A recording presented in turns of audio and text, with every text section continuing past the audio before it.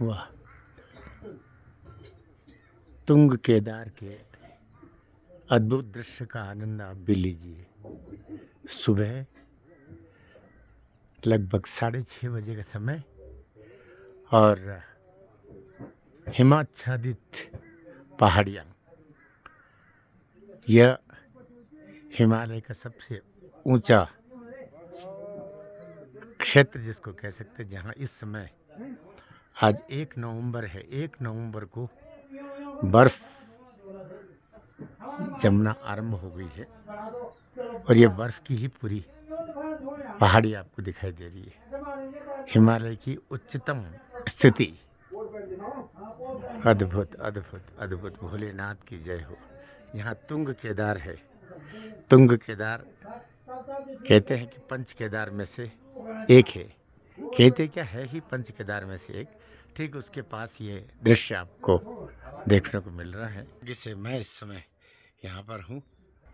मुझे ईश्वर ने ये सौभाग्य प्रदान किया कि आज प्रातः वेला में दीपावली का दूसरा दिन और आपको ये सब तरफ बर्फ़ की वादियाँ, बर्फ़ की पहाड़ियाँ, बर्फ़ की परतें और चारों ओर आनंद ही आनंद। पूरा यहाँ पर पूरा जो दृश्य है, ये दृश्य सौभाग्य से ही ऐसे प्राप्त होते हैं। ये केदारनाथ का ही पूरा है, जहाँ पर बुग्यालों से सावधान ये करके भी लिखा हुआ है। ये केदारनाथ वन्य जीव प्रभाग का संरक्षित क्षेत्र है। इसमें निर्धारित मार्गों का ही प्रयोग करें। शॉर्टकट लेकर बुग्यालों में प्रवेश करना दंडनीय अपराध है। बुग्यालों मतलब ऐसे क्षेत्र होता होगा जहाँ पर जाना नहीं चाहिए। ये पूरा जो हिमालय का उच्चतम रूप, आप एवरेस्ट तो नहीं है, एवरेस्ट पे जाना तो अलग बात होती है, पर जहाँ तक कार से या अपने साधनों से, चौपहिए वाहनों से आना जहाँ संभव होता है, इसके ऊपर फिर कार वार नहीं जाती है। तो ये दृश्य है, प्रातः की बेला है और ये देखो हिम आच्छादित पहाड़ियाँ हैं। हिमालय की जिसको बोलते हैं हिमालय हिमगिरी जिसको कहा जाता है, ये साक्षात अभी देखने को प्राप्त हो रहा है। इधर एक कौवा भी बोला है। हम जहाँ ठहरे हैं वो क्षेत्र इसको बोलते हैं तुंग केदार। यहाँ पर गाड़ियाँ वाड़ियाँ रुकी हैं और यही एक छोटा सा कॉटेज नुमा, उसको होटल तो क्या बोलेंगे, लेकिन ऊपर इसके होटल है और नीचे की तरफ कक्ष क्रमांक 1 में मैं और मेरी धर्मपत्नी रुके हुए हैं। लेकिन ये प्रकृति की अद्भुत बेला है, अद्भुत बेला है, अद्भुत बेला है। अभी पूरा दिखाई देगा आपको ये पूरा। ये यहाँ से फिर इधर जब ऊपर जाते हैं तो वो वहाँ पर कहते हैं कि पांडवों ने जो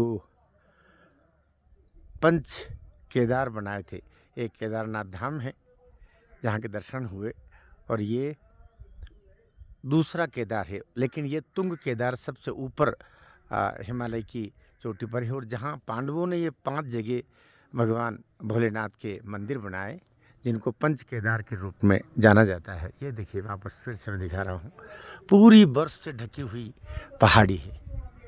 इधर थोड़े चलते हैं तो और भी पहाड़ियाँ जो हिमालय हिमाच्छादित है, टेकरियाँ दिखाई देती है। ये हिमालय अब धूप गिरना शुरू हो रही है। उन जो जहाँ बर्फ़ है वहाँ जब धूप गिर रही है तो वो अलग ही चमक रही है। यहाँ से हम थोड़े से और ऊपर है, इसके नीचे बहुत गहरी खाइयाँ हैं,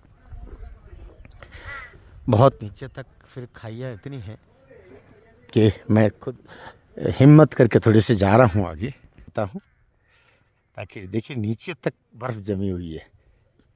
यहाँ से बर्फ़ जमी हुई है। ये जो रास्ता है जिससे हम लोग होकर के ऊपर कल शाम को पहुँचे और ये वापस वही दृश्य, यहाँ नीचे तक बर्फ़ जमी हुई है और अभी -3 जो पैरामीटर बता रहा है -3 का बता रहा है कि -3 है अभी।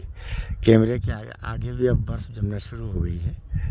चलिए भोलेनाथ भगवान की जय।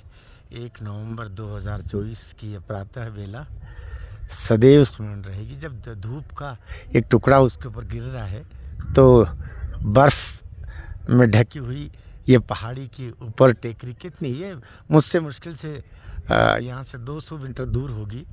जो ये पहाड़ी यहाँ से केवल 200 मीटर दूर होगी, इतनी नज़दीक है। चलिए भोलेनाथ की जय। अभी तुंग केदार के दर्शन करने जाएंगे, जो यहाँ से फिर उस पर ऊँट कहाँ से याद आ गया मुझे, ये हम पर बैठ करके जाते हैं घोड़े पर बैठ करके, और उसके दर्शन होंगे तुंग केदार के। चलिए भारत माता की जय, भोलेनाथ की जय, जय श्री राम।